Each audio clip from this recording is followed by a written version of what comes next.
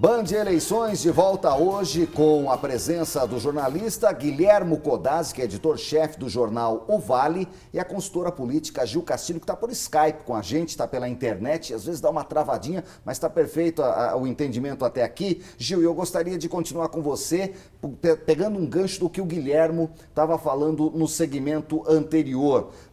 A eleição de 2018 tinha uma questão, um voto muito mais de não a alguma coisa do que sim a alguma coisa. Isso realmente, no seu entendimento, passou? Há muita gente que fala que a eleição local não tem influência quase que nenhuma da eleição majoritária. Como é que você está esperando para esse 2020 que está começando depois de uma eleição tão fla-flu que foi a de 2018 majoritária?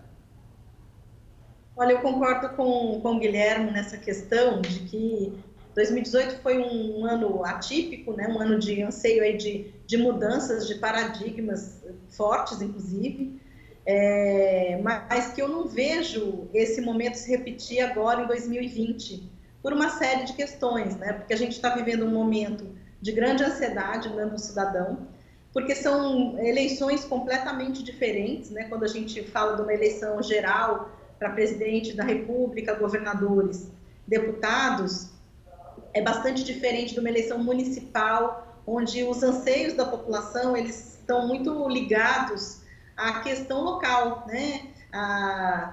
Aos problemas mais imediatos que afligem a população. Então, essa relação, tanto com os vereadores quanto com os prefeitos e prefeitas, ela é uma relação próxima e tem uma outra caracterização aí, né? de escolha, vamos dizer assim, né?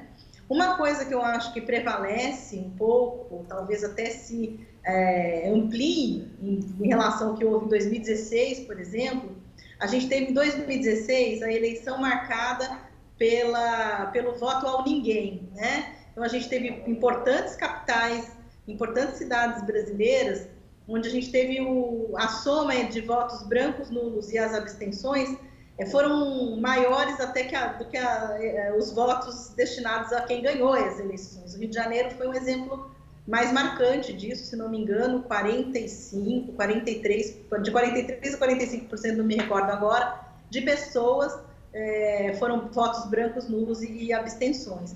Eu acredito que por conta da Covid, por conta da ansiedade e de vários temas políticos que a gente tem acompanhado, o número talvez de abstenção de brancos e nulos ele tenda a crescer. Então eu vejo que são algumas características que podem vir a acontecer. Agora, a questão da polarização nacional para o debate local, eu acho que ele vai estar presente dentro dos grupos que são os grupos militantes, no meu ponto de vista, né? Até porque a gente tem acompanhado aí algumas pesquisas, mas a grande maioria dos cidadãos, né, a grande maioria dos eleitores, ela, na verdade, quer saber, de fato, o que vai acontecer com a vida delas em 2021, né? Quais serão as propostas que vão, de alguma maneira, resolver problemas muito graves que nós estamos vivendo agora, não só de uma crise sanitária, mas também de uma crise econômica muito forte que se avizinha, né?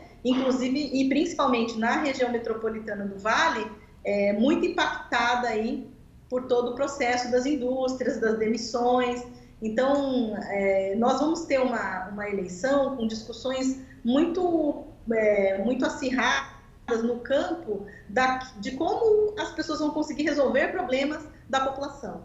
Uma região muito pautada em temas sociais, de alguma maneira, e econômicos. Então, talvez essa questão de direita à esquerda não seja a pauta do momento, né? Diferentemente da eleição de 2018. Perfeito, Gil. Agora, Guilhermo, a gente sabe que está todo mundo pensando em pandemia, né, Gil? Não é novidade para ninguém, é o assunto.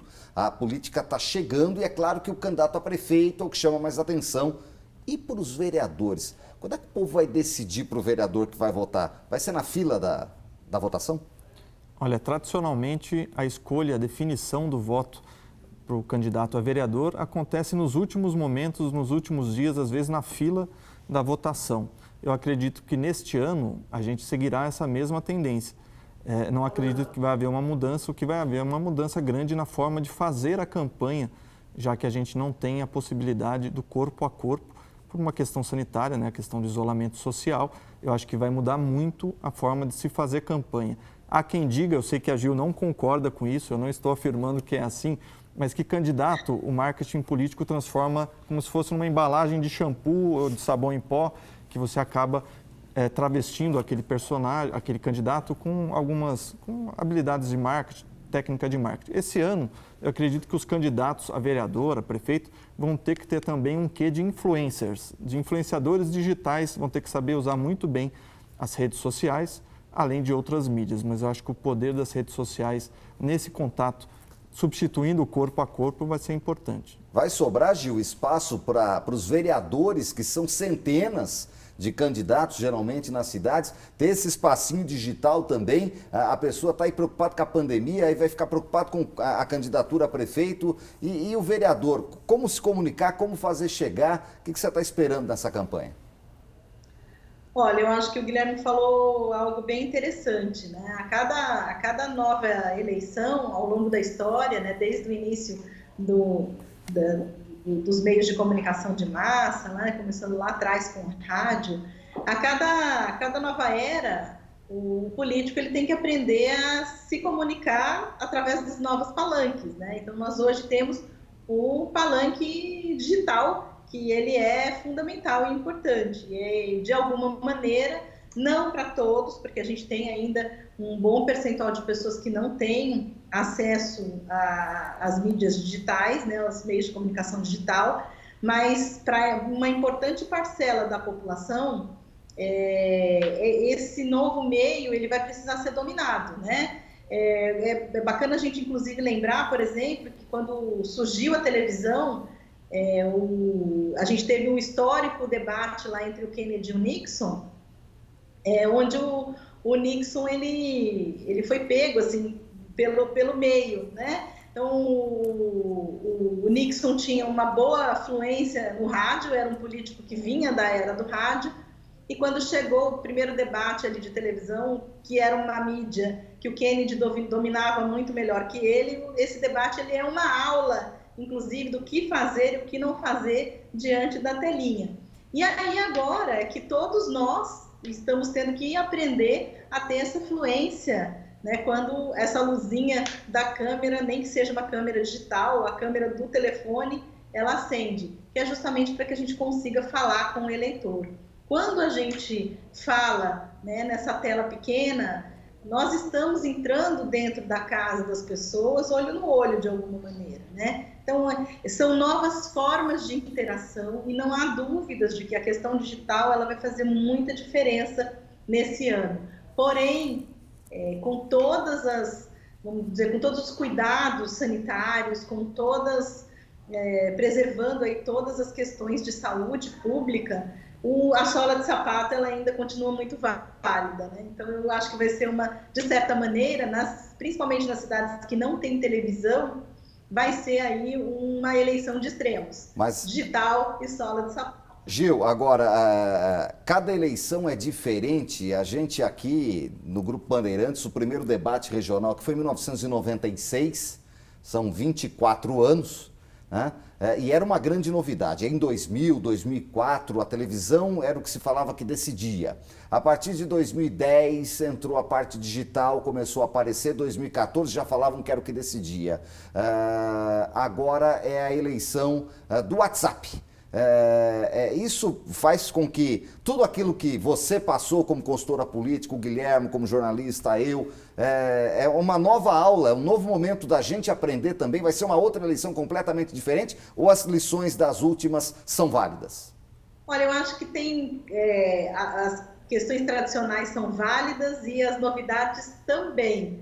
Eu acho que nós que trabalhamos na área de comunicação, né, todos nós estamos aprendendo todos os dias, porque os meios, eles mudam, né? O que não muda, e é importante a gente colocar isso, é a essência humana, né? Então, os sentimentos, os anseios, o fato de que o voto é uma decisão emocional e que, de alguma maneira, essa emoção ela tem que ser despertada no eleitorado, isso é uma constante. Mas os meios, as maneiras, as formas, né? As táticas eleitorais, elas vão mudando sim de eleição para eleição, não existem duas eleições iguais, e não existem duas eleições iguais ou com as mesmas estratégias, mesmo na mesma eleição, só que em cidades diferentes. Muitas vezes uma cidade do lado da outra, né, a forma de se consumir informação ela é diferente da cidade vizinha.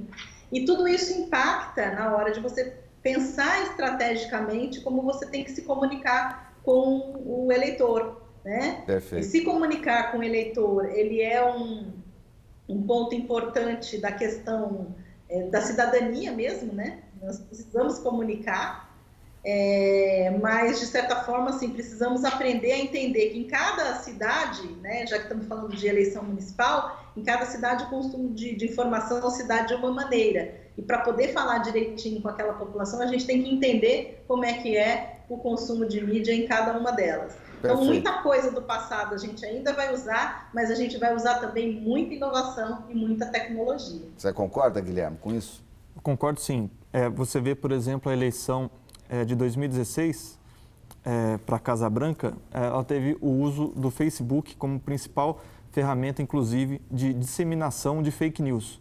Acredita-se que em 2020 a disputa presidencial norte-americana terá o Instagram como principal veículo para a disseminação dessas notícias falsas, e em 2018 aqui no Brasil foi o WhatsApp. Acredito que nesse ano também será o WhatsApp. E é importante que a gente crie anticorpos contra essa epidemia de boataria, de notícias falsas, que se espalha feito uma praga e já foi classificada pela ONU como uma ameaça global à democracia. Perfeito. Nosso tempo, infelizmente, está esgotado. Gil, gostaria de agradecer imensamente a Gil Castilho, consultora política, que nos atendeu nesse Band Eleições. Até uma próxima oportunidade. Boa eleição para você.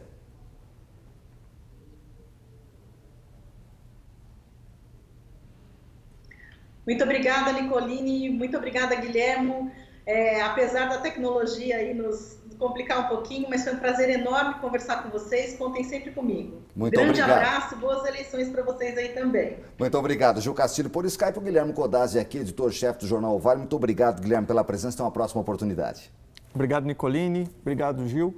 Obrigado ao pessoal de casa que acompanha o programa. Boas eleições a todos. Obrigado pela sua audiência. Na próxima semana o Band Eleições será nacional. A apresentação será da Sheila Magalhães e do Eduardo Oineg. Nós voltamos a nos encontrar com uma nova edição regional no dia 24 à meia-noite e contamos com a sua audiência. Eleições 2020, olho no voto, olho na Band.